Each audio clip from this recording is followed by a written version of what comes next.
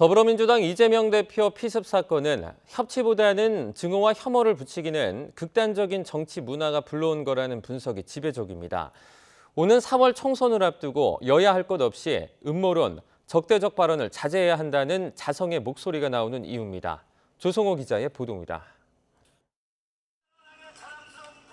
민주당 이재명 대표처럼 유력 정치인이 공개 일정 도중에 습격받은 건 어제 오늘 일이 아닙니다. 지난 2006년 지방선거를 앞두고 당시 한나라당 대표이던 박근혜 전 대통령이 피습된 게 대표적입니다. 오세훈 서울시장 후보 유세도 중 괴한이 휘두른 흉기에 얼굴을 심하게 다쳤습니다. 인중 속에서 이렇게 유세차를 오르는 순간에 신기의 발을 하나 거치는 순간에 2018년 드루킹 특검을 요구하며 단식하던 김성태 자유한국당 원내대표는 30대 남성에게 폭행당했습니다. 불과 2년 전엔 이재명 당시 민주당 대선 후보 지원 유세를 하던 송영길 전 대표가 70대 유튜버에게 둔기로 여러 차례 공격받기도 했습니다. 갑자기 나이 드신 할아버지가 망치 꺼내갖고서 그냥 3번 이상을 때렸더라고요.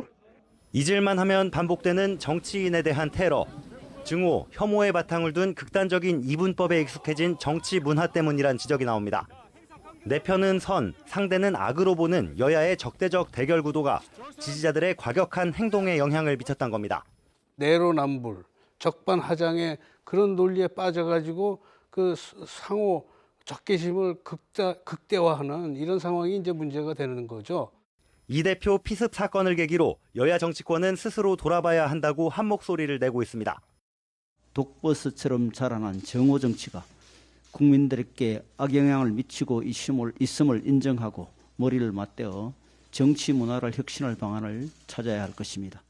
정치인들이 소위 말하면 그 팬덤 정치를 하면서 국민들의 증오감 또는 혐오감들을 갖다 증폭시키는 그런 영향을 미치고 있지 않은가 하는 걱정이 많이 되고요. 이 대표 사건을 놓고 자작극이라거나 정권 사주라는 음모론이 제기되는 것, 또 습격 피의자의 당적을 놓고 여러 해석이 나오는 걸 여야 할 것 없이 비난하고 경계하는 것도 같은 맥락입니다.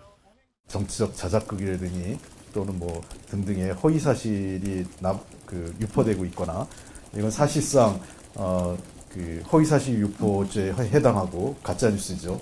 정당 가입 여부 등을 두고 양극단의 혐오 정치로 몰아가려는 불필요한 논쟁은 지금 상황에 어떠한 도움도 될 수 없습니다. 하지만 이런 반성 분위기가 오래 갈 거라고 기대하긴 어렵습니다. 본회의장 안에서 고성을 지르지 않기로 한 여야의 신사협정은 대장동 50억 클럽과 김건희 여사에 대한 이른바 쌍특검법 등 쟁점 현안 앞에선 무용지물이 됐습니다.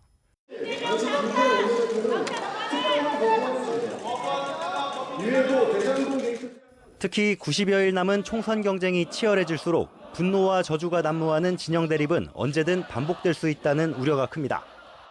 상대를 혐오하는 정치 문화가 이어진다면 지지층 간 분열과 갈등은 더욱 심해질 수밖에 없습니다. 정치 테러를 근본적으로 막기 위해 대화와 타협을 통한 상생 정치를 복원해야 하는 큰 숙제가 여의도 정가에 주어졌습니다. YTN 조성호입니다.